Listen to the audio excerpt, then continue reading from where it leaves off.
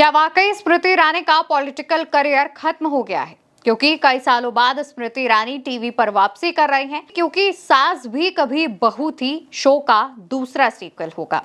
इसमें स्मृति ईरानी ने पहले भी एक्ट किया था जब ये पहली बार टीवी पर आया था। इसके बाद स्मृति ईरानी पॉलिटिक्स में एक्टिव होती हैं। इस दौरान राहुल गांधी और कांग्रेस पर जमकर उनकी बयानबाजी सामने आती है, तमाम बयान सामने आते हैं। और जब वो अमेठी से चुनाव जीत जाती हैं तो एक अलग ही अंदाज नजर आता है। संसद में कुछ अलग ही बयानबाजियां, कुछ तल्ख बयान सामने आते हैं। इसके बाद अमेठी से स्मृति ईरानी हार जाती है। और ये बहुत पुरानी बात नहीं है दोस्तों। इसी साल 2024 के लोकसभा चुनाव में स्मृति ईरानी को कांग्रेस के प्रत्याशी किशोरीलाल शर्मा की तरफ से करारी हार मिली थी। इसके बाद स्मृति ईरानी अपनी हार स्वीकार करती हैं और अमेठी की तरफ दोबारा पलटकर नहीं देखती हैं। हालांकि कुछ समय पहले स्मृति ईरानी अमेठी दौरे पर जरूर आई थी, जहां उन्होंने तमाम बयान दिए थे, लेकिन कहा यह जा रहा है कि स्मृति ईरानी अब अपने पॉलिटिक्स को बाय बाय कह सकती है। इसके पीछे की वजह कांग्रेस को बताया जा रहा है, क्योंकि 2014 की बात करें तब स्मृति ईरानी राहुल गांधी के खिलाफ लड़ती जरूर हैं पर हार जाती हैं। इसके बाद 2019 में जीत मिलती है, संसद पहुंचती हैं और वहां पर सोनिया गांधी, राहुल गांधी, प्रियंका गांधी और कांग्रेस के तमाम नेताओं को जिस तरीके से टारगेट करके, स्पेशली राहुल गांधी को टारगेट करते हुए स्मृति जो बयान देती हैं, उन पर काफी विवाद होते हैं। स्मृति ईरानी सिर्फ बयानबाजी ही करती हैं, क्योंकि अमेठी की जनता से उनका जुड़ाव हो ही नहीं पाया था।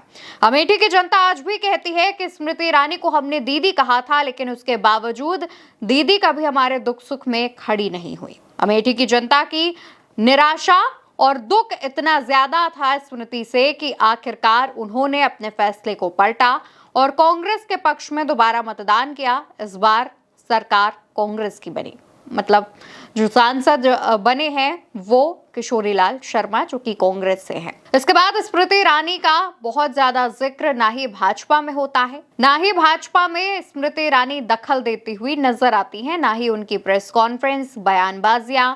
स्मृति एकदम से विलुप्त हो जाती हैं, गायब हो जाती हैं।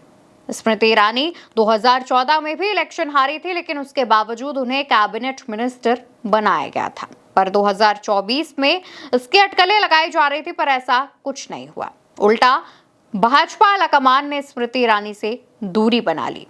अब जब स्मृति ईरानी अपने पॉलिटिकल करियर के एकदम मुहाने पर खड़ी हैं, तो वहां पर सवाल ये उठ रहे हैं कि क्या अब वाकई टीवी की दुनिया में वापस जाने के बाद स्मृति ईरानी अपने पॉलिटिक्स को बाय बाय कह देंगी? इस पर लोग क्या कह रहे हैं?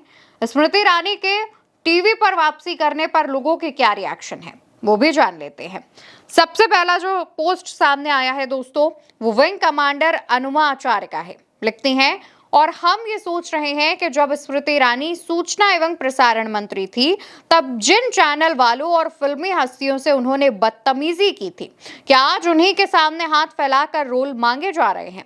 समय वाकई बहुत बलवान होता है। धन्यवाद किशोरीलाल जी। जैकी यादव का एक पोस्ट सामने आता है। लिखते हैं, जो राहुल गांधी से भिड़ते हैं उनके राजनीतिक करियर खत्म हो जाते हैं। स्मृति ईरानी अब राजनीति में नहीं दिखाई देती हैं, वहीं अब वो अपने पुराने काम पर लौट रही हैं। अब स्मृति ईरानी अपने सीरियल क्योंकि सास भी कभी बहू थी 2 में 25 साल बाद वापसी कर रही हैं। ये सीरियल 29 जुलाई से आने जा रहा है। इस सीरियल का प्रोमो भी आ चुका है। इसके बाद एक और यूजर संदीप खासा लिखते हैं, स्मृति ईरानी ने लोकसभा के अंदर सोनिया गांधी का अपमान किया था, माफी मांगो, सोनिया गांधी चिल्ला रही थी। आज किस्मत ने ऐसा पलटा मारा कि राजनीति से एक्टिंग की ओर लौटना पड़ रहा है। ये सब अमेठी की जागरूक जनता की बदौलत। इतिहास का सबसे करारा और बेइज्जती भरा बदला। इसके बाद एक यूजर शिवानी वर्मा लिखते हैं, स्मृति ईरानी जी अब संसद में गरज कर बोली थी, माफी मांगो सोनिया गांधी। वक्त ने ऐसा पलटा कि आज खुद राजनीति से लगभग बाहर हैं और फिर से कैमरे के सामने लौट रही हैं। अमेठी की जनता ने सिर्फ एक नेता को नहीं, एक अंदाज को नकारा है। घमंड की नहीं, सेवा की राजनीति चलती है।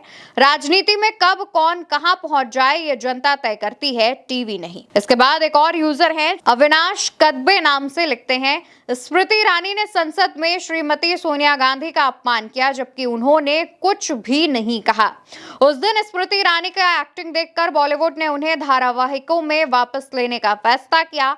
अब हमारा कर्तव्य है कि स्मृति ईरानी संसद टीवी पर कभी वापस नहीं आए। और ऐसे एक नहीं दर्जनों पोस्ट आपको पढ़ने को मिल जाएंगे। सोशल मीडिया प्लेटफॉर्म पर स्मृति ईरानी के पॉलिटिकल करियर के खत्म होने की बात हो रही है, तो वहीं दूसरी तरफ कहा यह भी जा रहा है कि राहुल गांधी से टक्कर लेना, राहुल गांधी पर बयानबाजी करना पर जनता ने स्मृति को सबक सिखाया है। तो वहीं दूसरी तरफ किशोरीलाल शर्मा का भी धन्यवाद किया जा रहा है। तमाम ऐसे लोग हैं जो कि किशोरीलाल शर्मा और स्मृति ईरानी की तस्वीर पोस्ट करते हुए लिख रहे हैं कि धन्यवाद किशोरीलाल शर्मा। इसके पीछे वजह यह बताई जा रही है कि 2024 के लोकसभा चुनावों में किशोरीलाल शर्मा ने ही स्मृति ईरानी को हटाया था। वहां से किशोरीलाल शर्मा ने जीत दर्ज की थी और उन्होंने इसके लिए कोई भी गंदी बयानबाजी, गंदे बयान, गंदे आरोपों का सहारा नहीं लिया था। उन्होंने शांति से अपना काम किया, जनता से जुड़ाव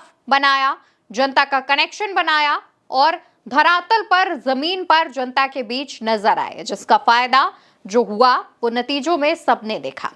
दोस्तों, स्मृति ईरानी के पॉलिटिकल करियर पर सवाल इस वजह से भी उठ रहे हैं क्योंकि उनके 2014 में चुनाव हारने के बाद भाजपा की तरफ से उन्हें तमाम जिम्मेदारियां दी गई थी। कई बार स्मृति ईरानी के बयान वायरल होते थे, वो टीवियों पर नजर आती थी, गोदी मीडिया के चैनल्स पर बैठती थी, इंटरव्यू देती थी और तमाम डिबेट्स में शामिल होती थी। लेकिन 2024 में वैसा ही रिजल्ट आने के बाद वैसा कुछ नजारा नजर नहीं आया। अब ना सिर्फ स्मृति ईरानी भाजपा से बाहर कटी कटी नजर आती हैं, बल्कि स्मृति ईरानी अब टीवियों पर और अपने बयानों को लेकर सुर्खियों में भी नहीं रहती हैं। यानी कि स्मृति ईरानी को कांग्रेस से पंगा लेना भारी पड़ गया है। देखने वाली बात यह होगी कि अब स्मृति ईरानी सिर्फ शो में ही रहकर रह जाएंगी या फिर वो पॉलिटिक्स में वापस एंट्री कर सकती हैं। आप क्या सोचते हैं? कमेंट में बताइएगा और इस वीडियो को ज्यादा से ज्यादा शेयर करिएगा।